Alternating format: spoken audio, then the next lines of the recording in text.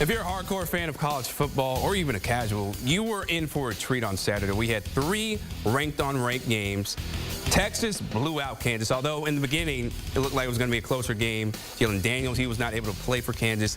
LSU, Ole Miss, no defense applied whatsoever. Ole Miss getting the win, 55-49. And then Notre Dame escaping in Durham in the last seconds actually, defeating the Duke Blue Devils 21-14 in an absolute thriller.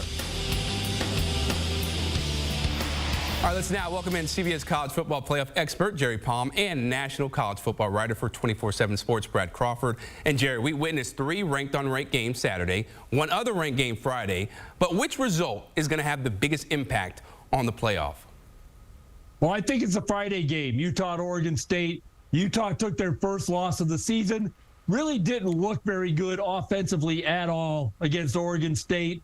And it's clear they miss Cam Rising. And, you know, he hasn't played yet this season. This is the first time it cost him. But there's a lot of good teams left on their schedule. And if they don't have him, Utah's chances of making the college football playoff could go out the window here pretty quickly. Yeah, I'm going to side with Jerry on that one. You got the sense watching Utah these last 4 weeks or so that the bubble would eventually burst. Well, it did Friday night in Corvallis against Oregon State. The only time the Utes have scored more than 24 points in a single game this season came against Weber State. So this Utah offense without Cam Rising, as Jerry said, has really been struggling. I think you're going to see Utah move back from number 10 to potentially number 20 this week in the AP poll, a few spots behind Oregon State.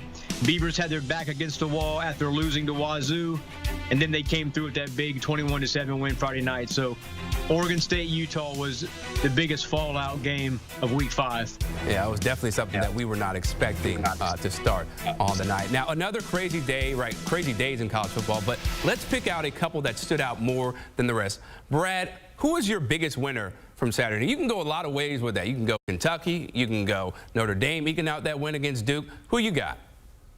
My big winner was UK, the Kentucky Wildcats. You know, Mark Stoops' team is now 5-0.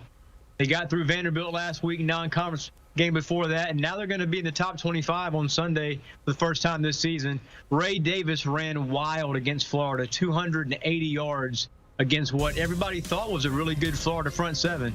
So now they'll get an opportunity next week to go to Georgia to determine the front runner in the SEC East, and that's going to be a rock'em sock'em matchup at the line of scrimmage without question. So Kentucky's my big winner on Saturday. Yeah, for me, it's Texas.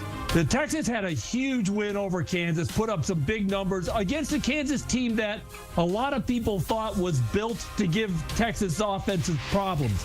Texas offense had no problems at all. Texas continues to look like a team that's built for the college football playoff, and they made another statement in that direction today against a pretty good Kansas team that just didn't have anything for the Longhorns. Yeah, and right now, you know, they got Oklahoma coming up, so that is going to be a showdown that everybody will be tuned into. So those are some winners, gentlemen. But what about some losers? Jerry, who stands out to you following Week 5? Because there were a lot of teams that, you know, surprisingly took some L's. Yeah, well, one that really didn't surprisingly take some L is still my biggest loser of the day, and that's Duke. They had that game won. They had Notre Dame 4th and 16 near midfield, gave that play up. Gave up a 30-yard touchdown run on the next snap. And, you know, that all of a sudden now the game is gone, but they get the ball back. And then there's a sack, fumble, and Riley Leonard gets hurt, carried off the field, couldn't put any weight on his leg. If that is an injury that lingers, this could be more than one loss for Duke. This could be the kind of a thing that really sets their season back considerably after such a promising start and having this game nearly locked up.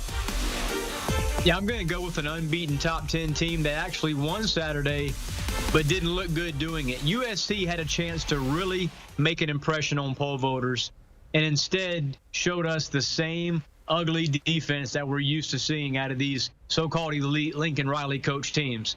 USC needed an onside kick recovery late at Colorado to win that game after once holding a 27-point lead there in the second half. So USC dropped 3 spots last week in the AP poll before failing the eye test again at Colorado defensively.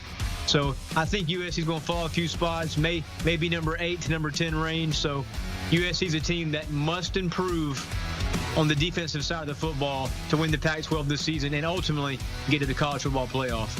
And Brad, I just want to follow up there. So before we get to the AP Top 25, why do you think Lincoln Riley's teams have such deficient defenses where we know it's a problem, right? Alex Grinch, the defensive coordinator, but there's just no translation or there's no execution for them stopping a Colorado team that did not look that threatening to start the game.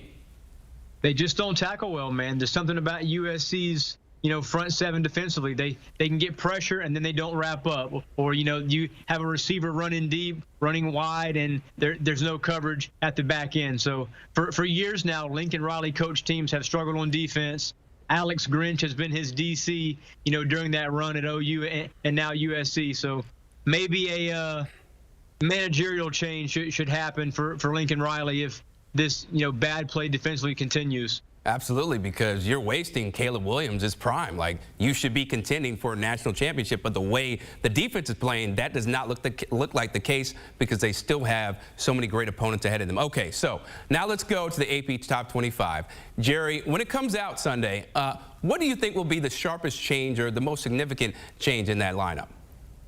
Well, Utah is going to come back out of the top 10 and probably drop down, as Brad described, probably down in the mid-teens or the upper teens of the polls. They'll probably be the biggest mover.